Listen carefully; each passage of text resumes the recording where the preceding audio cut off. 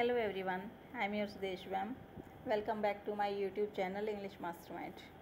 बच्चों, आज की क्लास में हम डिस्कस करेंगे क्लास 9th की हिंदी की बुक क्षितिज बागवान का चैप्टर 1 दो बैलों की कथा। ये जो लेसन है आपका, ये मुंशी प्रेमचंद के द्वारा लिखा गया है, एक स्टोरी है। तो इसमें हम इसके क्वेश्चन आंसर डिस्कस करेंगे। हमारा फर्स्ट क्वेश्चन है, कांजी हाउस में कैद पशुओं की हाजिरी क्यों ली जाती थी? तो जो कांजी हाउस में यहाँ पे एनिमल्स को मतलब बंधक के रूप में रखा जाता था, तो इनकी अटेंडेंस क्यों ली जाती थी? आंसर है हमारा, कांजी हाउस में कैद पशुओं की हाजिरी इसीलिए ली जाती होगी जिससे ये पता चल सके कि यहाँ कैद किए गए सभी पशु उपस्थित हैं। मतलब जैसे बच्चों की अटेंडेंस ली जाती है स्कूल में, वैसे ही कि भी कौन आया कौन नहीं, इसीलिए ली जाती थी। उनमें से कोई भाग गया अथवा मर तो नहीं गया। पशु या तो भागेंगे या फिर मर सकते हैं, तो दोनों ही तरह से मतलब उनकी जो इन्फॉर्मेशन थी वो एक सही अपडेट रखने के लिए उनकी जो अटेंडेंस थी वो ली जाती थी। क्वेश्चन सेकंड है हमारा, छोटी बच्ची को बैलों के प्रति प्रेम क्यों उमड़ आया? जो छोटी बच्ची थी घर में, उसको बैलों के प्रति क्यों लगाव था? छोटी बच्ची की माँ मर चुकी थी, सौतेली माँ उसे मारती रहती थी। जब बच्चों हमने स्टोरी रीड की तो उसमें मतलब हमें पता चलता है कि जो बच्ची थी उसकी भी माँ नहीं थी, उसकी जो दूसरी माँ थी सौतेली माँ, वो उससे प्यार नहीं करती। तो उसको मतलब एहसास था कि जो दूसरे के मतलब नीचे रहना, दूसरे की जो अधीनता वो क्या होती है। बैल दिन भर जोते जाते थे और उन्हें डंडे भी मारे जाते थे। उन्हें खाने में सूखा भूसा दिया जाता था। बैलों की इस दुर्दशा पर छोटी बच्ची को दया आ गई थी। उसे लगा कि बैलों के साथ भी उसके समान सौतेला व्यवहार हो रहा है। उसे लगा कि वही जैसा उसकी माँ उसके साथ करती है वैसा ही इन बैलों के साथ भी हो रहा है। इसलिए उसके मन में बैलों के प्रति प्रेम उमड़ आया था। वह रात को उन्हें एक छोटी रोटी खिलाती थी। जब उसको रोटियां मिलती थी तो एक रोटी वो उन बैलों को भी खिला देती थी। तो जब हमको कोई अपने जैसा ही मतलब कैरेक्टर मिलता है तो उसके साथ हमारी एक सिंपैथी हो जाती है। तो उसी तरह से उसका भी मतलब उसको भी ऐसा लगा कि जो बैल हैं उनकी जो कंडीशन है वो सेम उसके जैसी है, इसलिए उसके मन में बैलों के प्रति प्रेम उमड़ आया। क्वेश्चन थर्ड है हमारा, कहानी में बैलों के माध्यम से कौन से नीति विषयक मूल्य उभर कर आए हैं? तो इस कहानी के माध्यम से लेखक ने किसानों और पशुओं के भावात्मक संबंधों का वर्णन किया है। जो इमोशनल रिलेशन होते हैं एक मालिक के और उसके जो पेट्स के बीच में, उनको इसमें उजागर किया गया है। हीरा और मोती नामक दो बैल अपने स्वामी जूरी से बहुत स्नेह करते हैं तथा जी जान से उसके काम करते हैं। सारा काम जितना भी होता है बड़ा जी लगा के करते हैं। कभी भी मतलब उनको रूखा सूखा जो मिलता है कभी भी उसकी कंप्लेन नहीं करते। कोई ईर्ष्या नहीं रखते अपने मालिक से। परंतु जूरी के साले गया के घर जाना उन्हें अच्छा नहीं लगता। यहाँ तक कि वहाँ जाकर चारा भी नहीं खाते और रात सोने पर रस्सी तुड़ाकर वापस जूरी के घर आ जाते हैं। उन्हें फिर गया के घर आना पड़ता है तो इसे ही अपनी नियति मानकर कहते हैं कि बैल का जन्म लिया है तो मार से कहाँ तक बचना है। वे अपनी जाति के धर्म को निभाते हैं तथा बदले में मनुष्यों को नहीं मारते। कांजी हाउस में मित्रता निभाते हैं तथा मिलकर सांड का मुकाबला करते हैं। मतलब दोनों बैलों में आपस में भी पूरी दोस्ती है, अपने मालिक के प्रति भी पूरा प्रेम है। और जब मालिक उनको रख नहीं पाता, अपने साले के घर गया कि घर भेज देता, वहाँ भी अपना मतलब उसको भाग्य मानकर वो किसी तरह रह लेते हैं। दड़ियल द्वारा खरीदे जाने पर, एक जो दाड़ियल है उनको खरीद लेता है दड़ियल आदमी, तो उसके खरीदे जाने के बाद भी अपने घर का रास्ता पहचान कर जूरी के घर आ जाते हैं। मतलब वो अपने मालिक को भूलते नहीं हैं, जहाँ भी जाते हैं उसको याद रखते हैं और अपनी स्वामी भक्ति का परिचय देते हैं।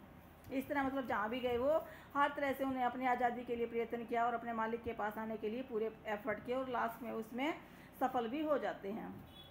क्वेश्चन 4 है, प्रस्तुत कहानी में प्रेमचंद ने गधे को किन स्वभावगत विशेषताओं के आधार पर उनके प्रति रूढ़ अर्थ मूर्ख का प्रयोग न कर किस नए अर्थ की ओर संकेत किया? मतलब जैसे हम गधे को आमतौर पर मूर्ख और मूर्ख कह देते हैं, तो इस जो लेसन है, ये जो कहानी है, इसमें मुंशी प्रेमचंद ने गधे को मूर्ख न कहकर कोई नए अर्थ की ओर संकेत किया है। वो क्या है? प्रस्तुत कहानी में प्रेमचंद ने गधे को सीधा, सहनशील, अक्रोधी, सुख दुख में स्वभाव से समभाव से रहने वाला, मतलब समभाव मतलब एक जैसा भाव रखता है। उसको न सुख का पता चलता है, न दुख में वो दुखी होता है, न सुख में वो मतलब अपने आप को सुखी मानता है, और ना उसको कभी क्रोध आता है अपने हालातों पर। बिल्कुल सहनशील प्राणी माना है उसको, रहने वाला प्राणी बताते हुए उसे ऋषि मुनियों के सद्गुणों से युक्त बताया। मतलब उसके लिए उसने मूर्ख शब्द का वर्ड वो इस्तेमाल न करके कुछ अच्छे अच्छे वर्ड उसके लिए युक्त किए। सीधा, सहनशील, अक्रोधी, सुख दुख में समान भाव से रहने वाला प्राणी, और ऋषि मुनियों से उसकी तुलना की है। वे एक सीधा साधा पशु बताते हैं। जो मुंशी प्रेमचंद है वो गधे को एक सीधा साधा बिल्कुल इनोसेंट पशु बताते हैं जिसके चेहरे पर कभी भी असंतोष की छाया तक नहीं दिखाई देती और रूखा सूखा खाकर भी वो संतुष्ट रहता है। मतलब वो कभी भी अपने जो हालात हैं उनकी कभी भी वो शिकायत नहीं करता। क्वेश्चन 5 है, किन घटनाओं से पता चलता है कि हीरा और मोती में गहरी दोस्ती थी? बहुत दिनों साथ रहते रहते हीरा और मोती में दोस्ती हो गई थी, क्योंकि दोनों ही जो अपना मालिक था उसके साथ उसके घर में मतलब शुरू से वो साथ रह रहे थे, तो दोनों के अंदर एक अच्छी फ्रेंडशिप डेवलप हो गई थी। दोनों मुख्य भाषा में एक दूसरे के मन की बात समझ लेते थे। भले ही जो जानवर हैं वो एक दूसरे को बोल नहीं पाते, लेकिन वो एक दूसरे की आंखों से, एक दूसरे की बातों से मतलब काफ़ी सारी बातें वो कर लेते हैं। आपस में सींग मिलाकर एक दूसरे को चाट अथवा सूंघ कर अपना प्रेम प्रकट करते थे। दोनों एक साथ नांद में मुंह डालते थे। नांद बच्चों जिसमें उसको चारा डाला जाता है जानवरों को, उसको नांद बोलते हैं। तो दोनों उसमें एक साथ ही खाते थे वो, और एक मुंह हटा लेता तो दूसरा भी हटा लेता। जब एक खाना छोड़ देता तो दूसरा भी छोड़ देता था। हल या गाड़ी में जोत दिए जाने पर दोनों का यह प्रयास रहता था कि अधिक बोझ उनकी गर्दन पर रहे। मतलब कोई ये नहीं सोचता था कि भाई मैं बोझ कम उठाऊं, दूसरे पर उसका बोझ पड़े, बल्कि ये मान के चलते थे दोनों ही कि ज़्यादा बोझ मैं उठाऊं। गया के घर से दोनों मिलकर भागे थे। ये नहीं कि एक को छोड़कर एक भाग गया, दोनों ही मिलकर भागते हैं। गया के घर दोनों ही भूखे रहे थे। सांड को दोनों ने मिलकर भगा दिया था। मटर के खेत में मोती जब धंस गया तो हीरा स्वयं ही रखवालों के पास आ गया था, जिससे दोनों को एक साथ सजा मिले। मतलब जब भी उसकी गलती नहीं थी तो भी वहाँ पे आ गया, ताकि अगर पनिशमेंट मिले तो भी दोनों को मिले, अगर भाग बाएँ बचें जिंदा रहें तो भी एक साथ रहें।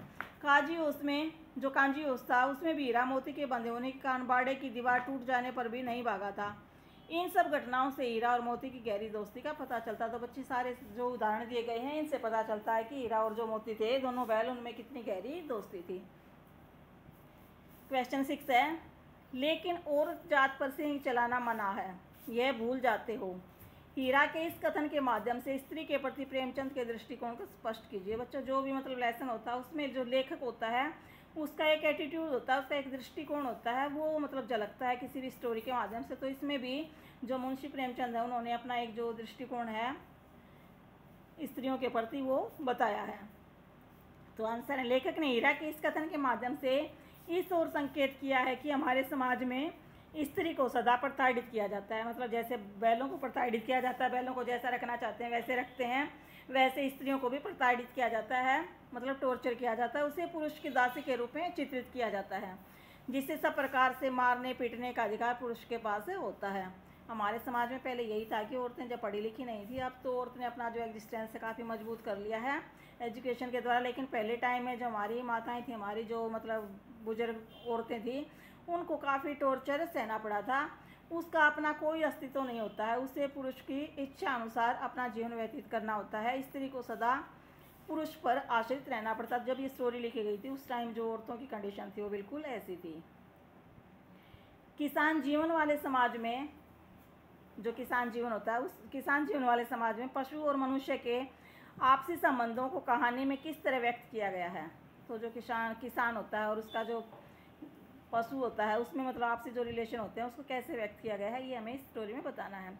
इस कहानी में किसान जीवन वाले समाज में पशु और मनुष्य के आपसी संबंधों को अत्यंत भावात्मक मतलब इमोशनल रूप में प्रस्तुत किया गया है। जूरी को अपने बैलों हीरा और मोती से बहुत लगाव है, तो साथ में जो बैल हैं उनको भी उतना ही लगाव है। वह उन्हें अच्छा भोजन देता है। जब वे गया के घर से भागकर आ जाते हैं तो उन्हें दौड़कर गले लगा लेता है। गया के घर जाते हुए बैलों को भी जूरी से बिछुड़ने का दुख है। जूरी से जब वो बिछुड़ते हैं तो उन्हें भी उतना ही दुख होता है। ऐसा नहीं है कि जो मालिक है उसको दुख होता है, उन्हें भी उतना ही दुख होता है। वे समझते हैं कि उन्हें बेच दिया गया है।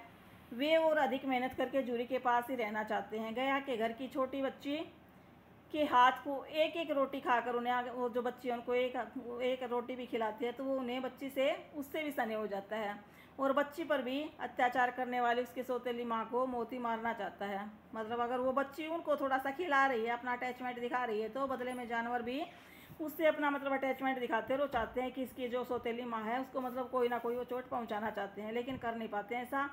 अंत में जब हीरा और मोती कांजी होश में दाड़ियल के साथ घर पहुँचते हैं तो जूरी उन्हें गले लगा लेता है, और जब वो वापस फिर आते हैं तो फिर उन्हें दोबारा से गले लगा लेता है।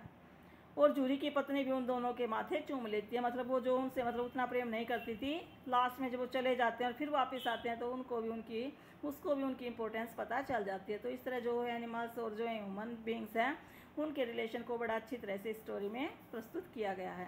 क्वेश्चन 8 है, इतना तो हो गया कि 9-10 प्राणियों की जान बच गई, वे सब तो आशीर्वाद देंगे। मोती के इस कथन के आलोक में उसकी विशेषताएं बताइए। तो मोती ने ये कहा है कि चलो हमारी वजह से 8-10 प्राणियों की जान बच गई, कम से कम उनकी ब्लेसिंग्स मिलेंगी। तो इस कथन के जो प्रकाश में उनकी विशेषताएं बताइए, उसकी क्या विशेषताएं, उसके चरित्र के बारे में हमें बताना है कि भाई ऐसा मतलब उसमें क्या परोपकार की भावना थी जो उसने ऐसा किया। इस कथन से स्पष्ट होता है कि मोती में परोपकार की भावना है। वह कांजी उसके बाड़े की कच्ची दीवार तोड़ देता है, जिससे 9-10 जानवर निकलकर भाग जाते हैं। गधों को तो वह स्वयं धकेल कर बाहर निकालता है, क्योंकि गधे तो सीधे होते हैं, जैसा कहा गया कि ऋषि मुनियों जैसी तुलना की गई है उनकी। तो उनको जब वो निकलते नहीं है तो उनको स्वयं वो धक्के मार के बाहर निकालता है। मोती सच्चा मित्र है।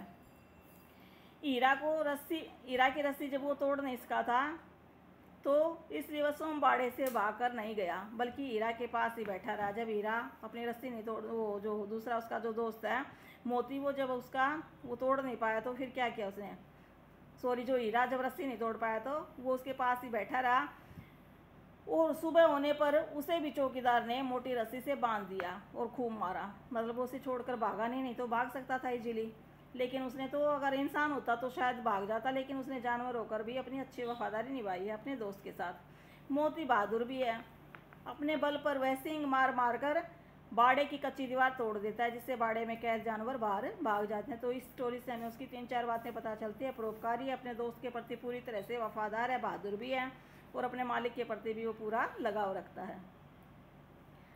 आशय स्पष्ट कीजिए। अवश्य ही उनमें कोई ऐसी गुप्त शक्ति है जिससे जीवों में श्रेष्ठता का दावा करने वाला मनुष्य वंचित है।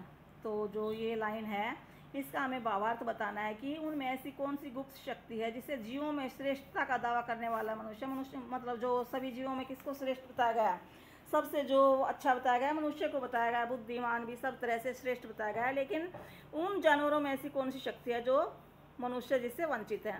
इस कथन के माध्यम से लेखक ये कहना चाहता है कि पशु भी परस्पर मुख भाषा में एक दूसरे से वार्तालाप कर लेते हैं तथा एक दूसरे से मन की बात समझ लेते हैं। तो जो लेखक है वो यही कहना चाहता है कि जो भले ही जो जानवर हैं वो मतलब बोल नहीं पाते हो, लेकिन फिर भी एक दूसरे से बातचीत भी कर लेते हैं और एक दूसरे की बातों को समझ लेते हैं। उनकी इस प्रकार से एक दूसरे के मन की बात को जानने की जो शक्ति है वह केवल उन्हीं में है। मनुष्य तो बोलकर ही बता पाता है, तभी हम उनके दूसरे के दुखों को और सुखों को समझ पाते हैं। लेकिन जो जानवर हैं वो मतलब एक दूसरे से बिल्कुल बिना बात के ही सब कुछ समझ लेते हैं। मनुष्य जो कि स्वयं को समस्त प्राणियों में श्रेष्ठ मानता है, समझता है, उसमें भी ऐसी शक्ति नहीं है। यह विशेषता केवल पशुओं में ही होती है। जो सेकंड पार्ट है इसका, उस एक रोटी से उनकी भूख तो क्या शांत होती, पर दोनों के हृदय को मानो भोजन मिल गया। एक रोटी से तो मनुष्य भी नहीं पेट भर पाता है, लेकिन जानवर तो बहुत ज़्यादा चारा खाते हैं तो उनकी भूख तो शांत नहीं होती थी, लेकिन उनको जैसे ऐसा लगता था जैसे उनका मानो जो हृदय है वो तृप्त हो गया हो। गया के घर आने के बाद हीरा मोती को केवल सूखा चारा खाने को मिलता था। उन्हें सारा दिन खेतों में जोता जाता था तथा उनकी डंडों से पिटाई भी होती थी। उन्हें प्रेम करने वाला अब कोई नहीं था। छोटी बच्ची रात के समय उन्हें एक रोटी खिला देती थी, बस इस एक रोटी को खाकर ही वे संतुष्ट हो जाते थे। हालांकि एक रोटी से उनको पता थोड़ा ही चलता था कि हमने क्या खाया, लेकिन उसमें एक प्रेम की भावना थी, एक लगाव था, क्योंकि इस एक रोटी के माध्यम से वह बच्ची उन्हें अपना स्नेह दे देती थी, जिससे उनका स्नेह के लिए जो भूखा हृदय, बच्चों भूखा आएगा, स्नेह के लिए जो भूखा हृदय था वो संतुष्ट हो जाता था। अब ये रचना और अभिव्यक्ति के जो क्वेश्चन है। क्वेश्चन 11, हीरा और मोती ने शोषण के खिलाफ आवाज़ उठाई, लेकिन उसके लिए प्रताड़ना भी सही। प्रताड़ना होता है टॉर्चर, मतलब उनको टॉर्चर भी किया गया। हालांकि उनका जब टॉर्चर हो रहा था तो उन्होंने इसके खिलाफ बार बार आवाज़ उठाई और बार बार उनको इसके लिए प्रताड़ित किया गया। हीरा और मोती की प्रतिक्रिया मतलब उन्होंने जो भी रिएक्शन किया उस पर तर्क सहित अपने विचार प्रकट करें। तो आंसर है, हीरा मोती जूरी के घर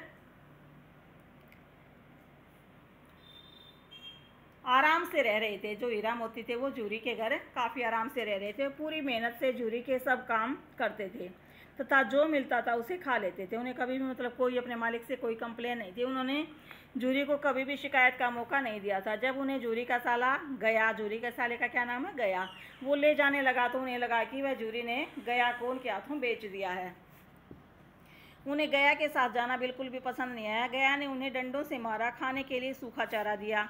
वे इसे अपना अपमान समझकर रस्सी तुड़वाकर जूरी के पास लौट आए। जब वो गया था उनका अपमान करता, सूखा चारा दिया, तो उन्हें लगा कि ये तो उसका अपमान करा, इसलिए उन्होंने रस्सी तोड़ी और वो वापस लौटकर अपने जूरी के पास आ गए। फिर उन्हें गया के पास जाना पड़ा।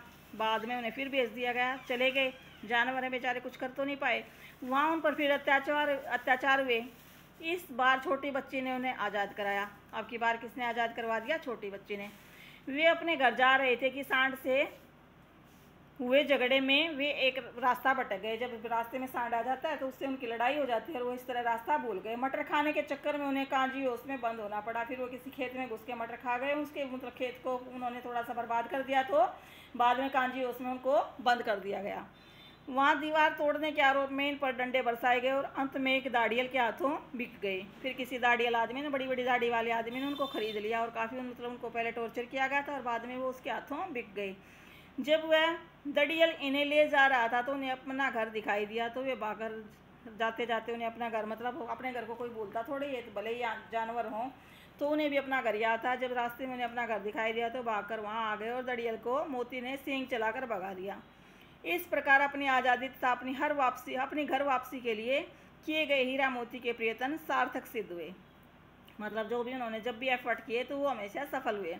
उन्होंने अनेक मुसीबतें उठाकर अपना अधिकार प्राप्त कर लिया, क्योंकि आज़ादी हर मनुष्य का, हर जानवर का जन्मसिद्ध अधिकार है और ये उन जानवरों ने, दोनों बैलों ने सिद्ध करके दिखा दिया। क्वेश्चन 12 हमारा, क्या आपको लगता है कि यह कहानी आज़ादी की लड़ाई की ओर संकेत करती है? आज़ादी की लड़ाई तो है बिल्कुल। जैसे जानवरों ने, उन दोनों हीरा मोती ने, दोनों ने स्वतंत्रता के लिए संघर्ष किया, उसी तरह हम भारतवासियों ने भी एक लंबे टाइम तक संघर्ष करते हुए हार नहीं मानी और आखिर में हम सक्सेसफुल भी रहे। इस कहानी में लेखक ने हीरा मोती को दूसरे की स्वतंत्रता से स्वयं को मुक्त करने के लिए संघर्ष करते हुए दिखाया है। जो मुंशी प्रेमचंद है, उन्होंने दोनों हीरा मोती के रूप में मतलब एक आज़ादी की लड़ाई को एक कंटिन्यूटी दिखाई है कि किस तरह दोनों लास्ट तक, जब तक वो आज़ाद नहीं हो गए, जब तक अपने मालिक के पास नहीं आ गए, अपने रियल घर में नहीं आ गए, तब तक वो स्ट्रगल करते रहे। हीरा मोती अपने बल से गया के स्थान से रस्सी तोड़कर अपने घर आ जाते हैं। दूसरी बार उन्हें अनेक मुसीबतें सहन करते हुए फिर से गया के खेतों में काम नहीं करते और छोटी बच्ची के सहयोग से आज़ाद हो जाते हैं। अंत में कांजी उससे अनेक अन्य जानवरों को आज़ाद कराते हैं, मतलब अपनी आज़ादी के साथ साथ वो दूसरों को भी आज़ाद कराते हैं तथा सोम दंड पाकर भी दड़ियल के चुंगल से छूटकर अपने लक्ष्य को प्राप्त कर लेते हैं।